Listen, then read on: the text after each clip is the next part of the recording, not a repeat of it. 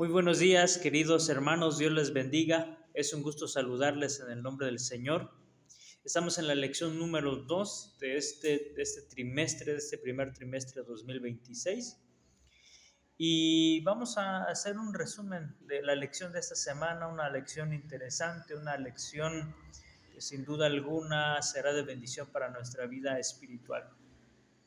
Pero antes de que meditemos en ella, les invito a que me acompañen, que juntos podamos pedir la dirección de nuestro Padre Celestial.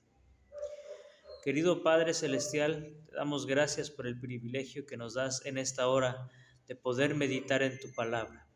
Quisiéramos rogar que tu Espíritu Santo nos dirija a través del estudio de esta hora y que las lecciones espirituales que tú nos has compartido puedan ser de bendición para nuestra vida, para la vida de nuestra familia, para la vida de las personas y nuestros hermanos que nos escuchan.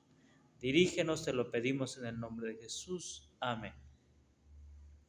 Bien, estamos en la lección número 2, como ya decía, su título es Razones para agradecer y orar. Y quisiera comenzar con una pregunta en esta hora. ¿Habrá algún motivo, alguna razón para agradecer a Dios? ¿Será la oración el momento especial y vivificante para nuestra vida espiritual? Espero yo que tu respuesta sea así. Realizando un estudio, una investigación por allí, nos encontramos que se ha comprobado que el ser agradecidos tiene beneficios para nuestra vida emocional, nuestra vida física.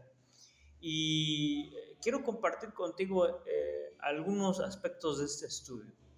Miren, algunos de los beneficios que nosotros tenemos de manera física si tenemos una actitud de agradecimiento es que mejora nuestra calidad del sueño. Otra de las cosas que este estudio ha revelado es que cuando nosotros somos agradecidos, también sentimos menos dolores, menos dolor de cabeza, menos dolor de cuerpo, menos malestar digestivo. Pero no solamente tenemos beneficios físicos, sino también tenemos beneficios mentales.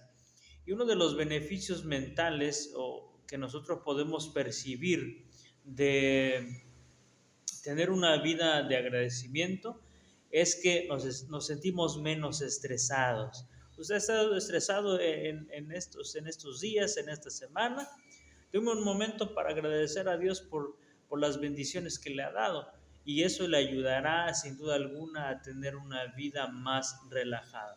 Otro de los beneficios que presenta el ser agradecido es que nos ayuda a disminuir la depresión y la ansiedad, porque cuando nosotros tenemos una actitud de agradecimiento, nuestro cerebro libera ciertos químicos como la dopamina y la serotonina, y estos a su vez hacen que nuestro comportamiento, nuestro ser pueda sentirse más relajado, más tranquilo y con más felicidad.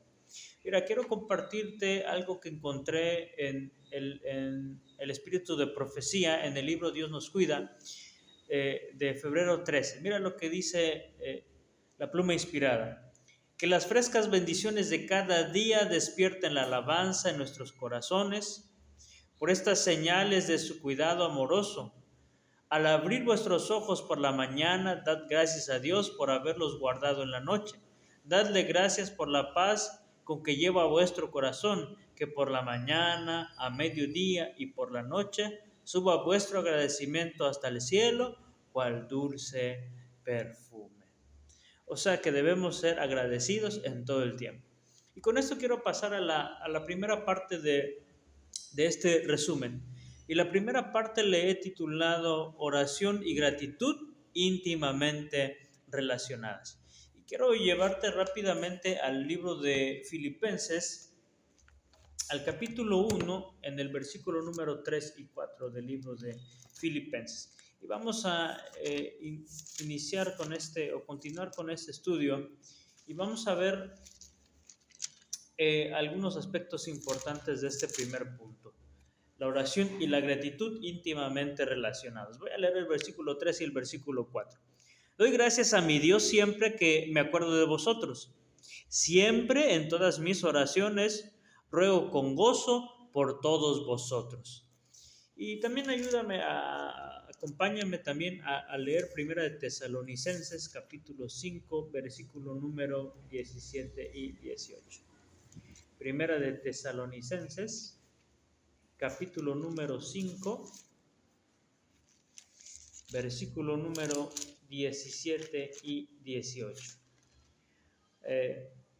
Primera de Tesalonicenses 5, 17 y 18.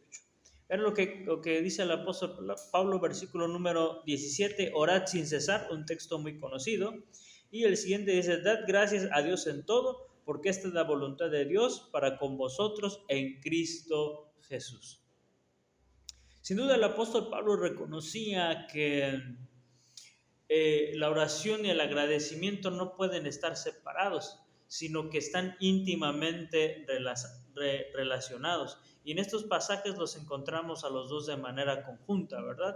El apóstol Pablo dice en Filipenses, siempre doy gracias a Dios y siempre estoy agradecido en mis oraciones. Y el apóstol Pablo también en los Tesalonicenses encontramos que a la iglesia le dice, orad sin cesar y agradezcan a Dios en todo tiempo.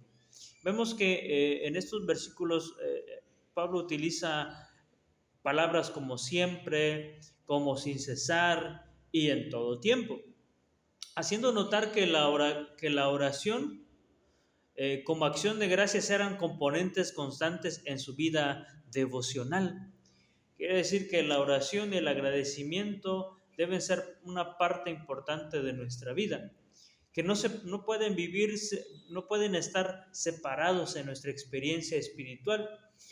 Era el sentido de agradecimiento constante el que le había capacitado para considerar su situación de prisionero de una manera positiva.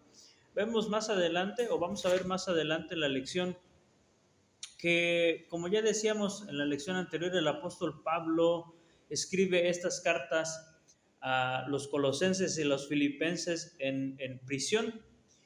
Y sin embargo, a pesar de su situación, a pesar de los problemas, al tener una actitud de agradecimiento, eso le había llevado a sobrellevar sus prisiones. Ahora bien, hemos visto que el cristiano, como ya decía en la introducción, cuando nosotros tenemos una vida de agradecimiento constante, entonces nuestra vida es más llevadera. Generalmente el ser humano, o como seres humanos, todo el tiempo nos quejamos ante diferentes situaciones, ¿no? Que si nos quedamos sin trabajo, que si alguna enfermedad, solemos ver siempre la parte negativa. Pero el apóstol Pablo nos enseña en esta primera parte que nosotros debemos tener ante todas las situaciones que se nos presentan en la vida una actitud de agradecimiento. Quiero llevarte también a esta parte en el capítulo número 8, de Filipenses, en el versículo 8 al 11, vamos a ver que el apóstol Pablo nos relata algo importante concerniente a la oración. Y es que muchas veces nosotros solemos orar pensando en nuestras necesidades, en lo que yo necesito, en lo que yo quiero, en lo que a mí me agrada. Sin embargo, la vida devocional de oración y de agradecimiento debe tener un sentido también de intercesión, de pensar no solamente en lo que yo necesito, sino pensar también en la situación que está atravesando mi hermano, mi hermana, la iglesia, la situación de alguna otra persona. Mira, quiero leerte estos versículos del 8 al 11 de Primera de Filipenses. Dice, Dios me es testigo de cómo os amo a todos vosotros con entrañable amor en el Señor Jesucristo. Y esto pido en oración, que vuestro amor abunde más y más en conocimiento y en toda comprensión, para que aprobéis lo mejor, a fin de que seáis sinceros e irreprensibles para el día de Cristo, llenos de los frutos de justicia que son por medio de Jesucristo, para gloria y alabanza de Dios. Y en Colosenses 1:3 encontramos también otra expresión. Dice, siempre que oramos por vosotros, damos gracias a Dios Padre de nuestro Señor Jesucristo. Y la lección menciona lo siguiente: la oración de Pablo está totalmente centrada en los demás, en el conjunto de creyentes y en su bienestar. Esto nos recuerda la actitud intercesora de Cristo Jesús hacia nosotros. Hoy día Cristo Jesús está en el santuario celestial y una de las funciones, uno de los trabajos que está realizando Cristo Jesús a nuestro favor es precisamente la intercesión. Él nos presenta ante su Padre Celestial a través de su justicia como justos e irreprensibles. Pero esa es esta actitud de oración en favor de nosotros que nos califica para poder ser justificados ante el Padre Celestial. Y el apóstol Pablo lo sabe, así que su actitud nos hace pensar en la actitud de Cristo Jesús como nuestro intercesor. Y como el deseo de Pablo es que podamos imitar esta forma de vida, de agradecimiento en todo tiempo e intercediendo por los demás. Sin duda alguna, la oración debe ser un estilo de vida al igual que el agradecimiento. Debemos nosotros dedicar cada mañana tiempo a presentar nuestras súplicas intercediendo por los demás y también teniendo una actitud de agradecimiento. Así que como vemos en esta primera parte de la lección, la oración y el agradecimiento siempre van de la mano, no pueden ir separados. Así que si nuestra vida devocional es una vida de oración y agradecimiento, sin duda alguna será una vida más feliz. Ahora quisiera ir a la segunda parte de la lección que hemos tratado de analizar, y la segunda parte tiene que ver con lo que dice Filipenses 1:6.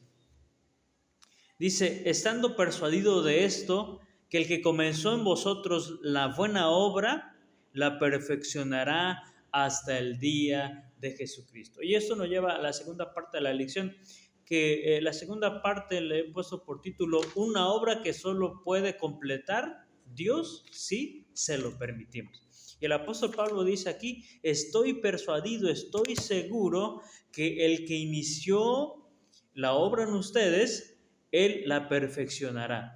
Y es que es interesante notar que el apóstol Pablo quiere destacar, quiere dejar en claro que el único que es capaz de poder transformar nuestra vida a su imagen y semejanza es Cristo Jesús.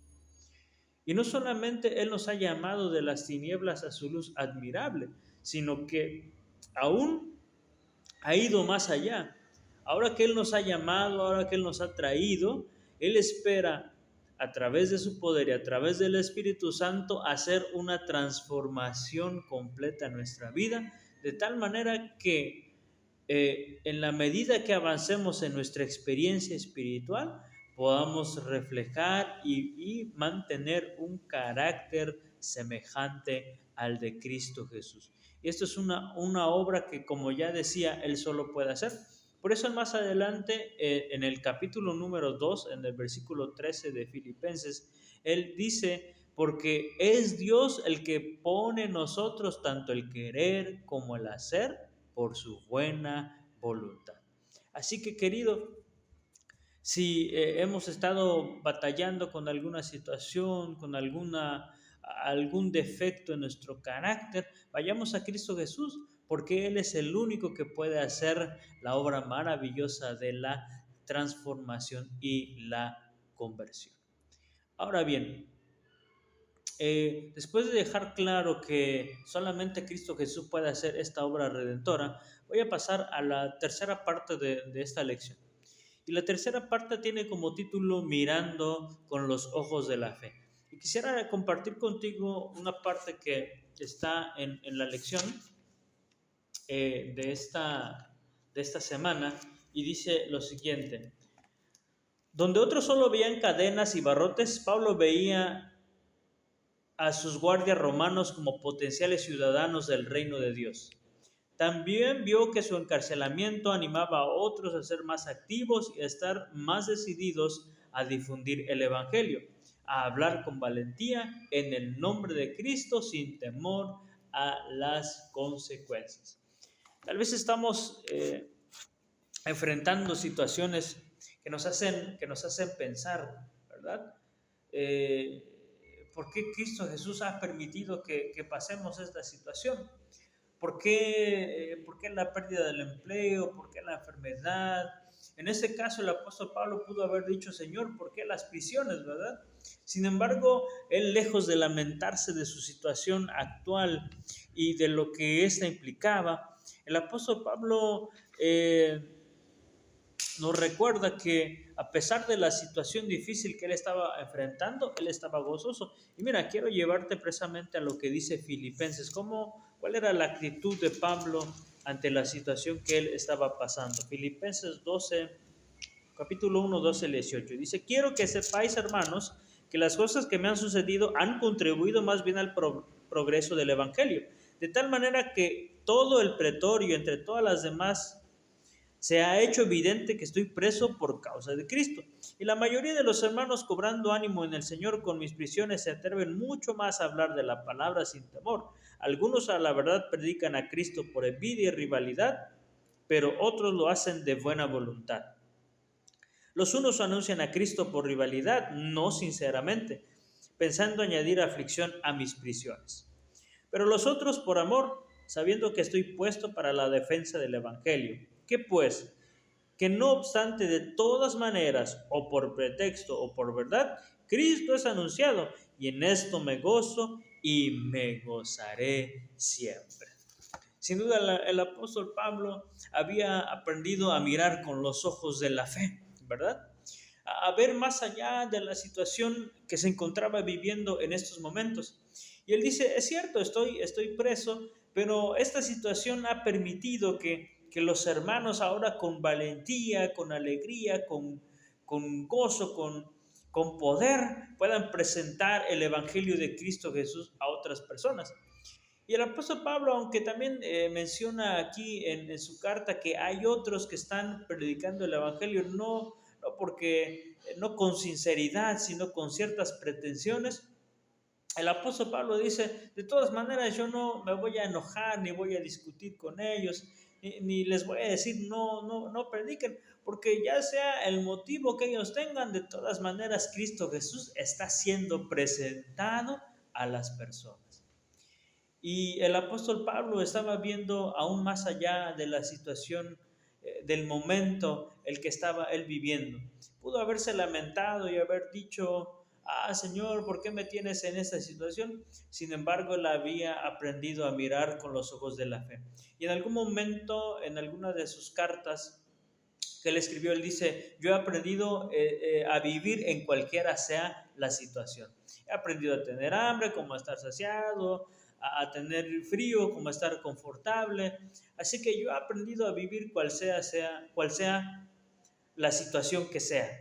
Y en estos momentos el apóstol Pablo echa una mirada de fe y dice, Señor, solamente tú sabes por qué estoy yo en esta situación. Pero yo estoy alegre porque a pesar de la situación en la que me encuentro, tu palabra está siendo esparcida. Tal vez en estos momentos también estés pasando por una situación complicada. Ha empezado ciertamente el año, pero para algunos no ha sido fácil el inicio del año, el final del mismo. Y nos encontramos ante situaciones complicadas. Tal vez has perdido un familiar, tal vez te han diagnosticado alguna enfermedad. Y es cierto, pasamos nosotros por situaciones difíciles, pero yo quiero decirte que aunque la situación en estos momentos no sea buena, el Señor siempre tiene el control. Y quiero llevarte a un pasaje, a una promesa interesante que está en el libro de Isaías, en el capítulo 46, en los versículos número 9 y número 10 del libro de Isaías. Isaías 46, capítulo 46, versículos 9 y 10. Acordaos de las cosas pasadas de los tiempos antiguos, porque yo soy Dios y no hay otro Dios, ni nada hay semejante a mí. Que anuncio lo por venir desde el principio y desde la antigüedad lo que aún no era hecho, que digo mi plan permanecerá y haré todo lo que quiero. No hay nada igual a mí, dice el Señor. Yo soy Dios y yo tengo el control de la situación. Yo conozco el pasado, conozco también el presente y también conozco el futuro. Así que, querido hermano, ante cual sea la situación, Dios tiene el control. Solo falta confiar en Él y echar una mirada de fe y esperar a que Él pueda darnos la solución que necesitamos. Esto me lleva a la última parte de la lección, y es que el apóstol Pablo espera que el haber presentado la verdad a los colosenses, a los filipenses, no solamente sea de adquirir el conocimiento, sino que este conocimiento pueda producir frutos en su vida, que pueda producir un cambio en su experiencia espiritual. Y quiero llevarte rápidamente al libro de Colosenses, al capítulo número 1, versículo 4 al 8. Libro de Colosenses, capítulo 1, 4 al 8. Y voy a leer lo que dice. Dice, pues hemos oído de vuestra fe en Cristo Jesús, el amor que tenéis a todos los santos, a causa de la esperanza que os está guardada en los cielos. De esta esperanza ya habéis oído por la palabra verdadera del Evangelio, que ha llegado hasta vosotros así como a todo el mundo, y lleva fruto y crece también en vosotros desde el día que oísteis y conociste la gracia de Dios en verdad. Así lo aprendisteis de Epafras, nuestro consiervo amado, que es fiel ministro de Cristo, a quien también nos ha declarado vuestro amor en el Espíritu.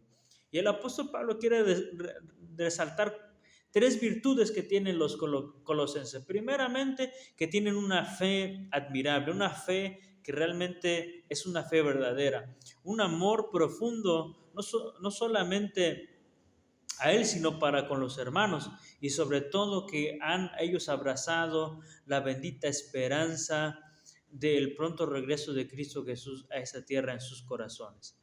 Y quiero mencionar también que estas virtudes no eran el resultado de su... No era de ellos mismos, o no provenía de su propio ser, sino que era el resultado de haber conocido la gracia maravillosa de Cristo Jesús. Por eso el apóstol Pablo en el versículo dice que ha llegado a vosotros así como a todo el mundo, y que lleva fruto y crece también en vosotros desde el día que oísteis y conocisteis la gracia de Dios en verdad. O sea, estas virtudes eran el resultado de haber tenido un encuentro con Dios, de haber conocido a Dios, y ahora el resultado de ese conocimiento y esa convivencia diaria con Dios resultaba en estas tres virtudes: en fe, en amor y en la esperanza que tenían ellos en sus corazones.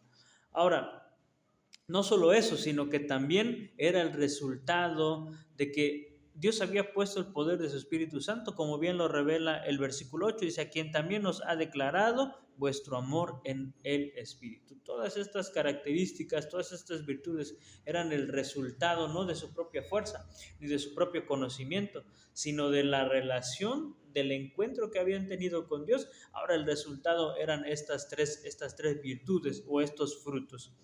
Y el apóstol Pablo refuerza esta idea en el versículo número 11, dice: fortalecidos con todo poder, conforme a la potencia de su gloria, obtendréis fortaleza y paciencia.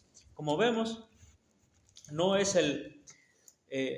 nuestra fuerza ni nuestro poder el que dará resultados ni el que producirá frutos en nuestra vida espiritual, sino dice, con todo el poder de Dios, con la fuerza de Dios. Por eso el apóstol Pablo dijo: todo lo puedo en Cristo que me fortalece, porque nuestras propias fuerzas humanas no pueden conseguir ningún fruto digno que pueda dar honra y gloria a Dios. Esto me recuerda a lo siguiente, y con esto quisiera concluir el repaso de la lección.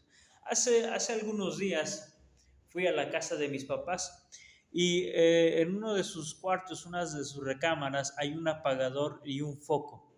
Resulta ser que cuando estaba allí en casa de mis papás, mi mamá me dice, mira hijo, este foco, ¿será que puedes ayudarme a solucionarlo? Porque ya no quiere prender, hace un falso, así que tenemos que cambiarlo. Y yo le dije, mami, sí, claro que sí, lo vamos a cambiar. Necesito comprar un apagador nuevo, porque es el apagador lo que ya no está funcionando, lo que impide que haga esa función. Y entonces fui a la ferretería, compré el apagador y llegué. Y le digo, mira, ¿sabes qué? Para poder hacer el cambio, necesito yo bajar el interruptor principal de la casa. O sea, nos vamos a quedar sin luz un rato para que yo pueda hacer el trabajo. Para evitar que me vaya a dar un toque o vayamos a hacer un corto, ¿verdad? Entonces mejor ir a la segura. Así que bajé el interruptor, hice el cambio del apagador y aunque ya estaba el apagador listo, estaba el foco y yo hacía la función de prenderlo y de apagarlo, pues no funcionaba porque aunque el apagador, el cable está conectado a la energía eléctrica, pues la pastilla estaba abajo, por lo que la energía estaba interrumpida. Así que tuve que ir yo ahora a la pastilla, al interruptor principal, subir el switch, entonces regresar a donde estaba el foco y ver si efectivamente había funcionado, ¿verdad? Y cuando ya hice la acción de prender y apagar el foco, resulta ser que quedó todo en orden. Querido hermano, querida hermana, esto nos recuerda que el ser humano no tiene luz propia.